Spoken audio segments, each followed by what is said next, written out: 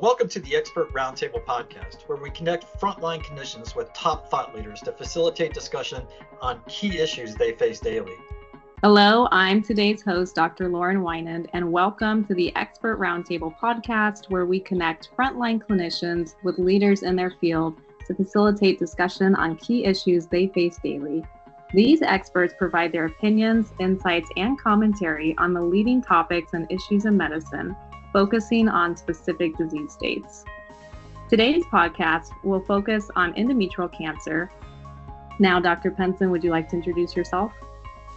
My name is Richard Penson, and I'm a medical oncologist at Massachusetts General Hospital in Boston, and it's fabulous to be with you today. It's been my privilege to look after patients for the last 30 years in the US, and I came from St. Bartholomew's Hospital in London. And it's really exciting to see the changes in care. More than 100 years ago, we treated endometrial cancer with radiation, and then surgery became a much more confident attempt to ensure cure. And now the systemic therapies, ensuring the elimination of micrometastasis or potential micrometastases to give people the very best chance of cure, has arrived for this disease that is often a bit left behind in definitive randomized phase 3 clinical trials. And so it is now a really exciting area. And so antibody drug conjugates have arrived, immunotherapeutics are established, and we're sort of looking at the next season when molecularly diagnosed subclassifications of the tumor really are defining care. Thanks so much, Dr. Penson. Our topic for today is a broad one.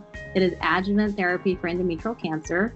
And our opening question is, what are some important considerations when deciding when to use adjuvant therapy and managing endometrial cancer in different treatment settings? So the concept of adjuvant therapy is adjunctive. You're adding something to definitive surgery to ensure the best chance of cure. And nearly 20 years ago, the Mayo Clinic defined the most safe group. And on average, 85% of patients with endometrial cancer will present with bleeding, will get surgery and be cured. And it's defining the group of patients who are at higher risk, and so choosing therapy for them.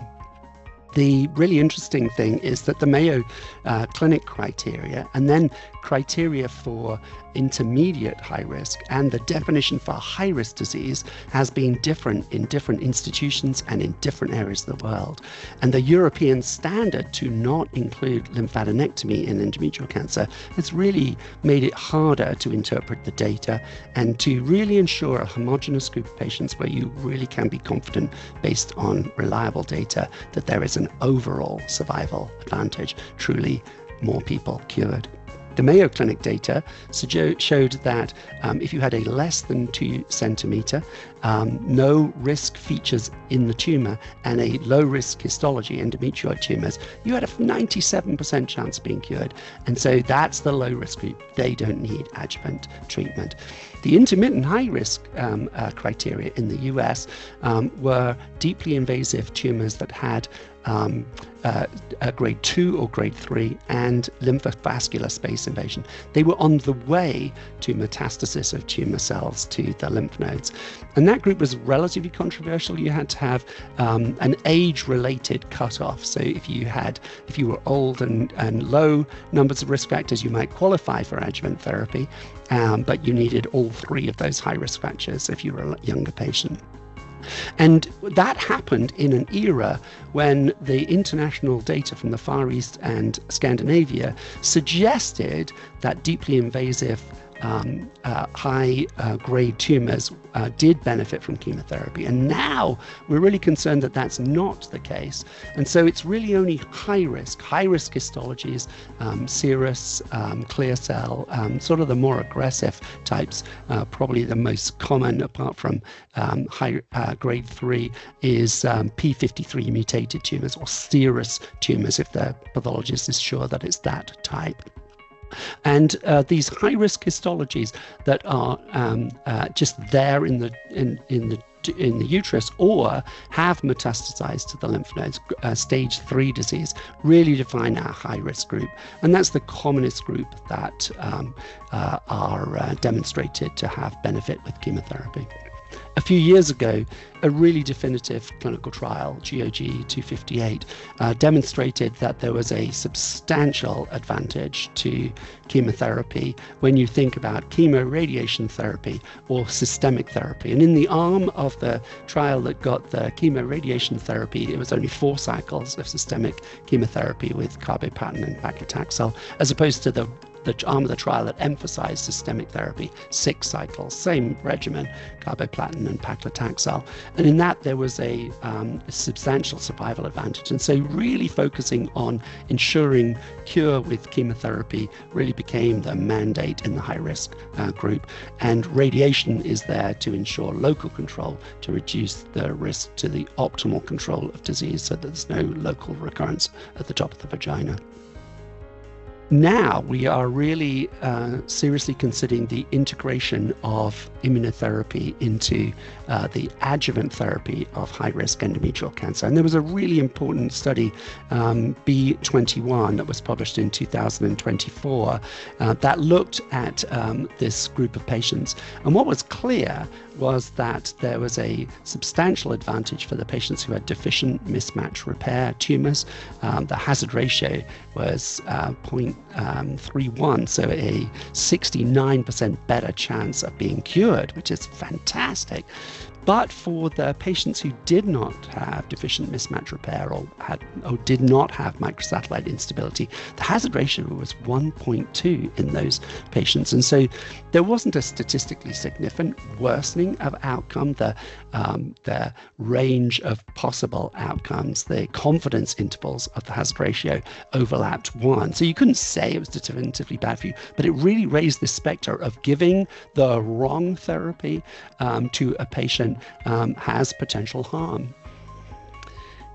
Interestingly, the whole world has changed with the molecular classification of endometrial cancer. And so about half the patients have a no specific mutational profile type of tumor. Many of those, the classic hormonally driven endometrial cancer. If there are metastases in the lung, they may respond beautifully to hormonal therapy for a very durable benefit. But the other half of the tumors, we've really divided up into 3 groups. And actually quite common group that you just don't see with recurrent disease is the group that has a POL-E mutation, or the hyper mutated group. And in that group, we're really thinking about not giving adjuvant therapy. The second group is the group who have microsatellite unstable high or deficient mismatch repair tumors. And in that, we're really confident based on B21 that there's going to be an advantage, but we have to demonstrate that. It's such an exciting area that a whole new group of agents are being included. So we're pretty sure with the overall survival advantage for dostarlimab in RUBY and the fantastic benefit from pembrolizumab in the GY018, those in metastatic disease settings, that in immunotherapy is going to be a standard. But in the Rainbow trial, in the green arm of that trial, durvalumab is going to be the agent added as a checkpoint inhibitor to standard treatment. And I think everybody anticipates that that's going to be a success.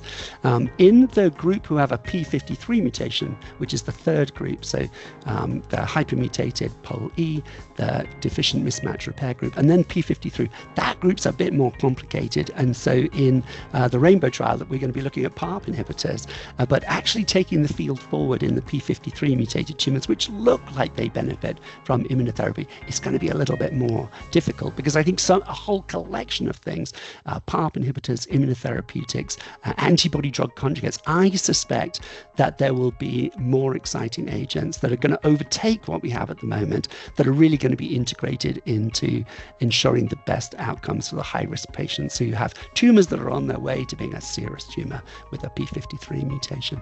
So exciting times where we're anticipating even better options for patients to ensure the best chance of cure. I think one of the things that I was really fascinated by, there was a lovely article, sort of a tumor board review from Thessaloniki, published by Zazoulis et al. In Cytojournal.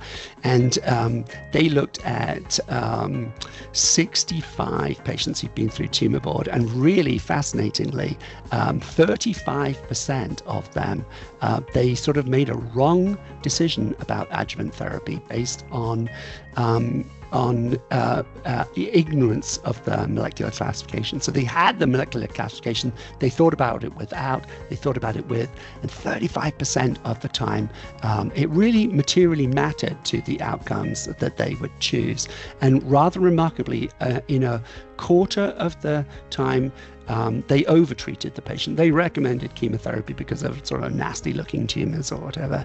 But 3/4 of the time they undertreated the patient. And I think this is one of the things that's really being flagged up as essential. If you don't use the molecular classification, your patients are missing out on potentially life-saving therapies that you can mobilize to make a significant impact on the more aggressive types of endometrial cancer.